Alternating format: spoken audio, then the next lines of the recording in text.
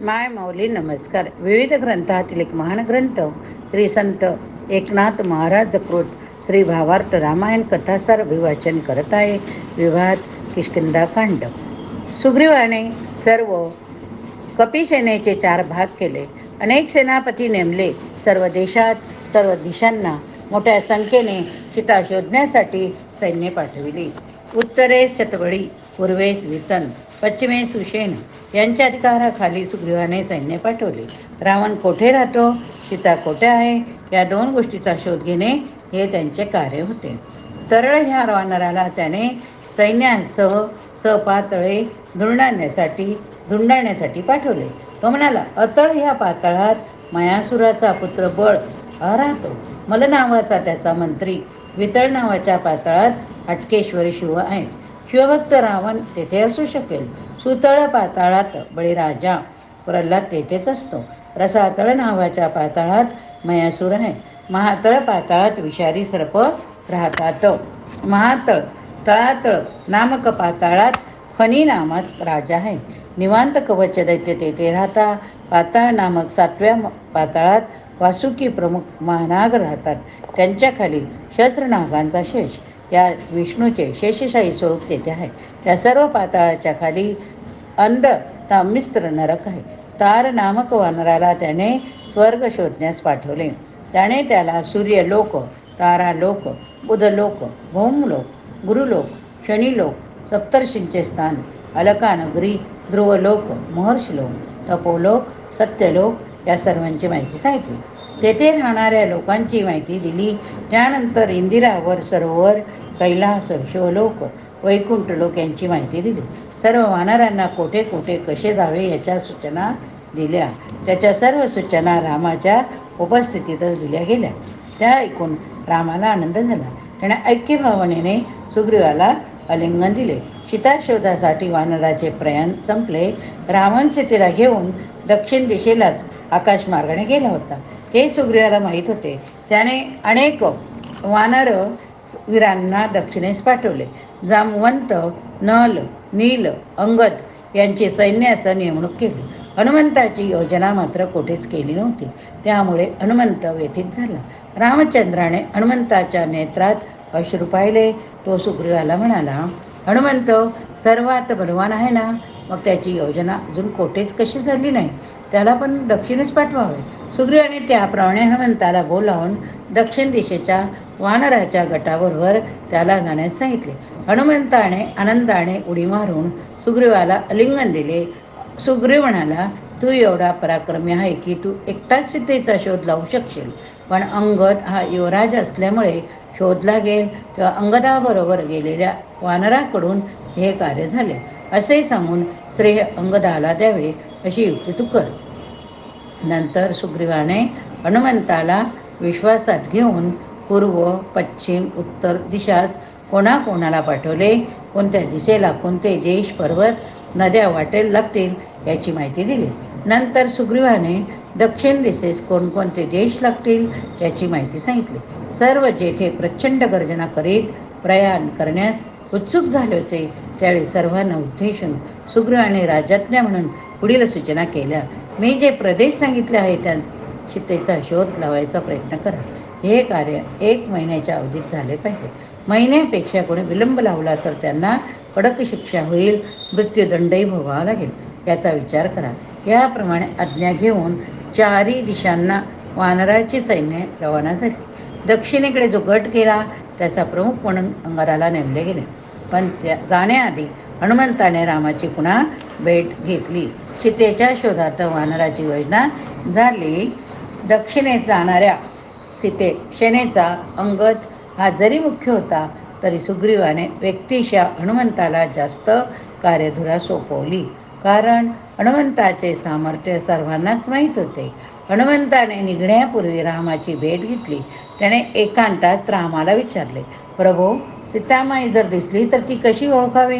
तिला माझी ओळख कशी पटवावी? काहीतरी खानाखुणा, काहीतरी वर्णन, आपण दिलेली एखादी खुणेची वस्तू याचा उपयोग होईल. त्यावर रामाने हनुमंताला आध्यात्मिक सीतेची, प्रभूची माया या अर्थी ओळख सांगितली. नंतर तो म्हणाला, जेथे सीता असेल तेथे भोवती असलेले वृक्ष, राम राम असे नामस्मरण करीत असतील. पशुपक्षी पाशाने रामनामाचा जप करीत असतील. रामाने सीतेचे जे वर्णन केले ते ऐकता ऐकता हनुमंत भक्तिभावाने आनंदित झाला. त्याच्यात अष्टसात्विक भाव उत्पन्न झाला. रामाने त्याला जेव्हा लिंगन दिले तेव्हा मानव वानर यांचे द्वैत दूर होऊन तेथे ब्रह्मच विलसू लागले. सारे चैतन्यमय झाले. नंतर मारुती म्हणाला, प्रभू, मी खरोखरच तुमचा दूत. कोणी कपटवेषधारी राक्षस नाही, रावणाचेही कपट नाही, याची खात्री सीतेला कशी पटावी? काहीतरी खून द्यावी. मारुतीचे म्हणणे अगदीच योग्य होते. तो म्हणत होता, सीता जर दिसली तर ती कोठे आहे, रावण कसा आहे, त्याचे बळ काय, या सर्वांची माहिती मी मिळवीन. पण आधी सीतेला आपले वृत्त, आपले कुशल, आपली खून सांगणे दाखवणे या गोष्टी महत्त्वाच्या आहेत ना. श्रीराम संतुष्ट झाला. त्याने आपली मुद्रिका बोटातून काढून हनुमंताजवळ दिली. मारुतीने ती मुद्रिका कोठे हरवू नये म्हणून आपल्या तोंडात एका बाजूस नीट बसवून ठेवली. रामाची अंगठी जेव्हा हनुमंताच्या हातात आली तेव्हा त्याच्यात प्रचंड आत्मविश्वास उत्पन्न झाला. रामाने त्याला पुन्हा लिंगन दिले. त्याच्या मस्तकावर आपला वरदहस्त ठेवला. नंतर मारुती लगेच अंगद व इतर दक्षिणाभिमुख वानरांना जाऊन भेटला. सर्वांना मोठा उत्साह वाटत होता. श्रीराम हनुमंत संवाद झाला. दक्षिण दिशेकडे अंगदादी वानराची सेना लगेच गेली. कालांतराने 1 महिना समाप्त झाला. तोपर्यंत अन्य कोणत्याही कुठल्याही दिशांना सीतेचा शोध लागला नाही. म्हणून पूर्व, पश्चिम, उत्तर दिशेला गेलेली वानर सैन्य परत आले. दक्षिण दिशेला हनुमंत, अंगद, इतर जे वानर गेले त्यांना काय काय आढळले? त्यांनी खूप प्रवास केल्यावर त्यांना एक अरण्य लागले. पण तेथील सर्व वृक्ष वाळून गेली होती. नद्या आटून गेल्या. कोठे एकही प्राणी दिसत नव्हता. पक्षी नव्हते. किडे, मुंग्या, माशा यांचाही काही माणूस नव्हता. सर्व वानरांचे प्राण कासावीस झाले. एकदा त्या वनात शिरल्यावर बाहेरही पडता येईना. रामाचे नाम घेत ते कसेबसे जिवंत राहिले. त्या वनाला ऋषींचा शाप होता. तो कोणी या वनात येईल तो मरेल. हनुमंताला तो इतिहास माहीत नव्हता. त्याने म्हटले, सतत रामनाम घेत राहा म्हणजे तुम्हाला मरण येणार नाही. त्याप्रमाणे सर्व वानर एकत्र जमले. राम राम म्हणत राहिले. हनुमंत इतिहास सांगू लागला. दंडक नावाचा एक ऋषी होता. त्याला एक पुत्र होता. तो 10 वर्षाचाच होता. तेव्हा अरण्यातील लोकांनी त्याला ठार मारले. त्याचे मांस भक्षण केले. त्याच्या प्रेतावरील कातडे, अस्थी यांचा पशुपक्ष्यांनी फडशा पाडला. दंडक ऋषी अत्यंत संतप्त झाले. त्यांनी असा शाप दिला की या वनात कोणीच जिवंत राहणार नाही. खरे म्हणजे ऋषींचा मुलगा विद्वान होता, पण लहानपणीच मोठे ज्ञान झाल्यामुळे उन्मत्तपणे सर्वांची वादविवाद करी, लोकांचे अपमान करी. त्याचा परिणाम असा झाला की तो पुत्र मारला गेल्यावर त्याला ब्रह्मराक्षसाचा पिशाच्य जन्म मिळाला. तोही स्वतः अरण्यात राहून प्राण्यांना खाऊ लागला. त्याने आता वानरांना पाहिले. त्यांना खाण्यासाठी तो धावून आला. तेव्हा अंगदाने त्याच्याशी युद्ध केले. एकाच फटक्याने त्याला ठार केले. तो प्रचंड देहाचा राक्षस मेला. त्या वनाच्या आसपास राहणाऱ्या साधूंनी, ऋषींनी संतुष्ट होऊन वन शापमुक्त केले. पण वानरांना पाणी काही मिळालेच नाही. ते तृषार्त झाले. ते सारे पुन्हा हनुमंताला शरण आले. त्याने खूप शोध घेतला. तेव्हा एका ठिकाणी त्याला एक मोठे विवर कडे कपवारीत लपलेले आहे असे दिसले. त्यातून पक्षी उडत बाहेर येत होते. मध्येच काही पक्षी त्या विवरामध्ये शिरत होते. येताना पक्ष्यांच्या चोचीत कधी कधी काही फळे दिसत होती. हनुमंताने अनुमान केले की या ठिकाणी भूमीमध्ये पाणी, वनस्पती असणार. मग हनुमंताने साऱ्या वानरांना मोठा धीर दिला व ते सर्व हनुमंता मागोमाग अंधारातून त्या विवराच्या आतील मार्गाने एकमेकाच्या हात धरून चालू लागले. पण उपासाने क्षीण झालेले वानर मूर्छित पडू लागले. हनुमंताला दैवाच्या वरदानामुळे तहानभुकेचा त्रास होत नसे. त्याने सर्व वानरांना आपल्या पुच्छाला बांधून पुढे नेले. हनुमंताचा पिता वायू याने तेथे येऊन वानरांचे प्राण रक्षण केले. चिकाटीने हनुमंता पुढे जात राहिला तेव्हा त्याला प्रकाश दिसू लागला. वानर सावध झाले. ते हनुमंताची स्तुती करू लागले. ते पुढे प्रकाशात चालत गेले. तेव्हा त्याला काय दिसले? वानराचा विवरात प्रवेश येथे झाला. सर्व वानरांनी विवरातून पुढे गेल्यावर सोन्याचे एक विस्तीर्ण सदन पाहिले व त्याभोवती सर्व तऱ्हेची झाडे, वेली, फुलं फळांनी बहरलेली पाणी भरपूर आहे, सरोवर भरलेली, सर्व सुवर्णाच्या रंगाचे पशुपक्ष्यानंदाने विवरत आहे असे पाहिले. त्या सदनात एक तापसी कुमारी त्यांना दिसली. हनुमंत पुढे गेला. त्याने तिला तिचा वृत्तांत विचारला. भुकेलेल्या तृष्णार्त वानरांना फळे पाणी मिळेल का असे विचारले. त्या तापसीला वानर विवरात शिरले कसे, तिच्यापर्यंत पोहोचले कसे याचेच नवल वाटले. तिने ज्ञानपूर्वक त्यांना विचारले. हनुमंतालाच विचारले, ज्या अर्थी तुम्ही महाकठीण अशा मार्गाने येथे जिवंत आलात, त्या अर्थी तुम्ही नक्कीच रामनाम घेत असणार. रामनामातच मृत्यूपासून तारणारे आहे. हनुमंता, माझ्या तपाचरणातून मला हे ज्ञान झाले की तू मोठा रामभक्त आहे, मोठा ज्ञानी, पराक्रमी, निष्ठावान भक्त. मी माझा वृत्तांत सांगते. मय नामक दानवाले हे सदन, हा प्रकाश, सुवर्णवर्णाने वन सरोवरे सारे काही निर्माण केले. या ठिकाणीच त्याने मोठे तप केले, ब्रह्मदेवाला प्रसन्न केले. मयासुराने अमरत्वाचा वर मागितला, तेव्हा ब्रह्मदेव म्हणाला, असा वर देता येत नाही. मात्र एवढे सांगतो की या विवरणाच्या आत तुला कधीच मरण येणार नाही. पण जर तू या जागेतून बाहेर पृथ्वीवर वा अंतरिक्षात जाशील तरच तुला मृत्यू प्राप्त होईल. मायाला मिळालेल्या वरामुळे तो याच विवरात राहू लागला. पण येथेच राहून तो देवांना मारण्यासाठी नाना प्रकारचे घोर उपाय करू लागला. वाईट शक्तीचा उपयोग करू लागला. देवांना, विशेषतः इंद्राला त्याचा फार त्रास होऊ लागला. त्याने ब्रह्मदेवाला शरण जाऊन त्यावर प्रतिकार म्हणून काय करावे असे विचारले. तेव्हा ब्रह्मदेव म्हणाला, जर भय दानव एखाद्या स्त्रीच्या मोहात पडेल व जर ती स्त्री युक्तिप्रयुक्तीने त्याला मोहून विवरणाच्या बाहेर आणील तरच त्याचा मृत्यू होईल. एखाद्या सुंदर चतुर अप्सरेला त्यांच्याकडे पाठव. त्याप्रमाणे इंद्राने हेमा नावाच्या अप्सरेला त्याला मोह पाडण्यासाठी पाठविले. त्यामुळे एकांतात राहणाऱ्या मायाला फार आनंद झाला. तो तिच्यासह नाना प्रकारचे विलासभोग भोगू लागला. नृत्य, गायन, कलांनी ती त्याचे मनोरंजन करू लागली. त्याला लक्षात न येता तो तिच्या मागोमाग विवरणाच्या बाहेर आला. इंद्र तेथे टपून होता. त्याने तत्काळ त्याला वज्राने ठार केले. त्या हेमा अप्सरेची मी सखी, सावर्णी मनूची मी कन्या. हेमाने स्वर्गात गमन केले. माझे नाव स्वयंप्रभा. तिने मला राहण्यासाठी सदन सर्व परिसर दिला. ती निघून गेली. निष्काम अशी भक्ती मी नित्य करावी असा वर मी ब्रह्मदेवाकडून मागून घेतला. ते निष्काम तप निर्विघ्नपणे करता यावे यासाठी हे विवर फार उत्तम स्थान. ब्रह्मदेवाच्याही अनुज्ञेने मी येथे राहते. येथे फक्त रामाचे निस्तीम भक्तच प्रवेश करू शकतील असा वरही ब्रह्मदेवाने मला दिला नाही.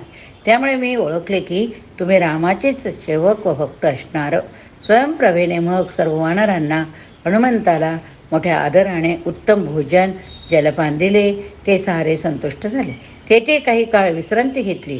स्वयंप्रभा अप्सराही रामनाम, रामभक्त, रामसेवक वानरांना अन्नदान करून धन्य झाले. तापसी स्वयंप्रभा नंतर सर्व वानर तृप्त झाले. ब्रह्मदेवाला वानरांना मुख्य कार्य होते सीतेच्या शोधाचे.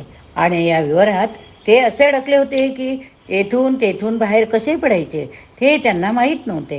हनुमंताने स्वयंप्रभेला राम, लक्ष्मण, सीता यांची सर्व कथा सांगितली आणि म्हटले, सीतेचा शोध सावरण्यासाठी लावण्यासाठी आम्ही दक्षिण दिशेला आलो आणि या विवरातून बाहेर कोठून जायचे ते आम्हाला कळत नाही हो. तू आम्हाला मार्ग दाखवशील का? स्वयंप्रभा म्हणाले, कोणीही येथून आपले नेत्र उघडे ठेवून बाहेर जाऊ शकत नाही. मी तुम्हाला दक्षिण दिशेला घेऊन जाईन, पण माझ्यावर विश्वास ठेवून आपण सर्वांनी आपले नेत्र पूर्ण झाकून स्वस्थ राहा, मगच मी ते कार्य करू शकेल. हनुमंताने सर्व वानरांनी त्याप्रमाणे डोळे मिटून घेतले. थोड्या वेळाने स्वयंप्रभेने त्यांना डोळे उघडण्यास सांगितले. ते डोळे उघडून पाहता तो काय, विवर नाही, काही नाही. सारे वानर समुद्राच्या तीरावर बसलेले. समोर गर्जना करणारा विशाल दक्षिण सागर. हनुमंताने स्वयंप्रभेचे आभार मानण्यासाठी इकडे तिकडे पाहिले, तेव्हा त्याला काही दिसले नाही. स्वयंप्रभा गुप्त झाली होती. हनुमंत, अंगद आपापसात बोलू लागले, हनुमंता, 1 महिना संपला, अजून सीतेचा शोध लागत नाही. असेच परत गेलो तर काका सुग्रीव सर्वांना शिक्षा करेल. आपले तोंड घेऊन त्याला असे भेटण्यापेक्षा आपण येथे उपवास करू, स्वेच्छेने प्राणार्पण करू. हाय हाय, रामाची सेवा करणे आपल्या भाग्यात नाही. अंगद दुःखाने म्हणाला. हनुमंत म्हणाला, अंगदा, तू म्हणतोस ते खरे.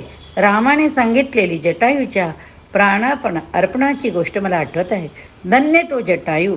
सीतेच्या रक्षणासाठी त्याने रावणाशी महायुद्ध केले, पण शेवटी रावणाने कपट करून त्याला मारले. त्याने रामकार्यार्थ आपले प्राण अर्पण केले, त्याला यश आले नाही. आपण अपिशी ठरत आहात. रामकार्य होत नसेल तर जगण्यात तरी काय अर्थ आहे? त्या सागराच्या तीराजवळच एक कडा होता. तेथे संपाती नावाचा एक वृद्ध पक्षी बसला होता. त्या संपाती तेथे राहून सागराच्या तीरावर जे काही प्राणी आधी येतील त्याच्यावर हल्ला करून त्यांना खात असे व आपले पोट भरीत असे. वानराचा समुदाय तीरावर येताच आणि ते दुर्मिळ झालेले दिसताच त्याचे त्यांच्याकडे लक्ष केले. ते म्हातारपणी आपल्याला जवळच भक्ष्य मिळाले, बरे झाले असा तो विचार करू लागले. पण वानराचे बोलणे तो जेव्हा लक्षपूर्वक ऐकू लागला तेव्हा त्याला जटायूचे नाव ऐकवले. तो मरण पावल्यानंतर हे वानर कसे काय बोलत आहे असा त्याला प्रश्न पडला. तो तत्काळ कड्यांवरून खाली उतरला. दोन्ही पायावर चालत डुलत वानराजवळ आला. त्याला पाहताच वानर चपापले. पण तो त्यांना म्हणाला, तुम्ही मला मारू नका. माझ्यापासून तुम्हाला पण भय नाही. तुम्ही जटायूसंबंधी काय बोलत होता? मी संपाती, जटायूचा मी भाऊ. तो राम कार्यासाठी मरण पावला असे तुम्ही म्हणत होता. ते ऐकून मला फार दुःख झाले. कृपा करून त्याचे वृत्त मला नीट सांगाल का? आणि तुम्ही येथे स्वतः मरणाच्या तयारीच्या गोष्टी का करीत आहात? मला भूक लागली, मला काही दिवसात अन्न मिळाले नाही. अंगदाला संपातीचा विश्वास वाटला. हनुमंताला पण संपातीची दया आली. जटायूच्या मरणाची कथा त्याने संपातीला सांगितली. सीतेच्या शोधात आम्ही येथवर आलो, पण ते कार्य दिलेल्या अवधीत झाले नाही म्हणून हे सर्व वानर राजा सुग्रीव यांच्या भीतीने येथे प्रयोपवेशन करून मरून जाणार असे सांगितले. पुढे अंगद त्याला म्हणाला, संपाती, नाहीतरी आम्ही स्वेच्छेने मरणार आहोतच. आज तो आमचा अतिथी, आमच्या हातून तुझे आतिथ्य कसे होईल? तू कोणत्याही वानराला खा, आपली भूक भागव, तेथेच पुण्य आम्हाला तेवढेच मिळेल. हे सारे निर्वाणीचे बोलणे संपातीच्या जिव्हारी लागले. त्याचे मन दुःखाने ग्रस्त झाले. वानरांना खाण्याचा विचार कुठल्या कोठे पळून गेला. हनुमंताने त्याला प्रश्न विचारला, जटायूचा तू भाऊ, मग तुमचा पिता कोण? तू येथे का बसलेला असतो? तुला उठता येत नाही का? त्यावर जटायूच्या मरणाचे दुःख करणाऱ्या त्या संपातीने आपले पूर्ववृत्त वानरांना सांगितले. तो म्हणाला, मी व जटायू दोघे बंधू, वरुणाचे पुत्र. माझे वृत्त सांगण्याआधी मी तुम्हाला हे सांगतो की जर तुम्ही रामाचे नाम नित्य स्मरत असाल तर तुम्हाला मरण येणार नाही. निराश होऊ नका. तुमचे कार्य संपन्न होण्याची वेळ जवळ आली. तुमची माझी भेट हीच त्यांची खूण. आम्ही दोघे भाऊ तरुणपणी फार बलिष्ठ होतो, गर्विष्ठ होतो. आम्ही एकमेकाशी स्पर्धा लावली की उडत जावे, सूर्यचरणांना वंदन करून परत जावे. त्याप्रमाणे आम्ही वरवर उडत गेलो. जटायू उडत होता, मी. पण सूर्याच्या उष्णतेने माझे पंख जळू लागले. माझा पिता वरुण याने सूर्याची करुणा भाकवून माझे प्राण वाचवले.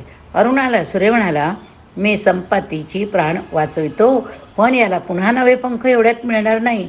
पुढे काही काळात जेव्हा रामभक्ताची याची भेट होईल, त्याच्याकडून रामनामाचा महिमा हा श्रवण करील, तेव्हा याला पुन्हा नवे पंख फुटतील.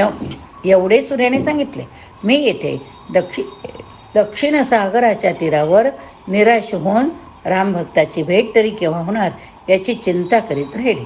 उठता येत नाही, त्यामुळे येथे जवळपास जे भक्ष्य सापडेल तेवढेच भक्ष्य करून मी राहतो, आपला जीव जगवतो. तो पुढे म्हणाला, जटायूने ज्यासाठी प्राण अर्पण केले त्या रामाची सीता कोठे ते मी तुम्हाला सांगतो.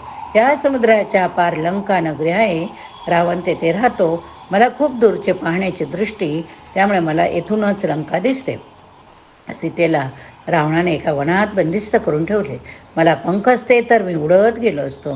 रामाची कृपा असेल तर चमत्कार होईल. असे जोवर संपाती बोलत आहे तोवर त्याच्या शरीरातून दोन्ही बाजूस नवे पंख फुटले. तो निराभिमानी पक्षी धन्य झाला. वानराचा शोधेचा शोध, सीतेचा शोध आता लागू शकेल असा विश्वास उत्पन्न झाला. या ठिकाणी संपातीचा उद्धार भाग संपला. किष्किंधामधला. आता पुढच्या भागात पुढील कथा बघूया. हरे नमः प्रभु रामचंद्र की जय। चरितं रघुनाथस्य शतकोटि प्रवेस्तरम् एकैकक्षरं पुंसं महापातकनाशनम्।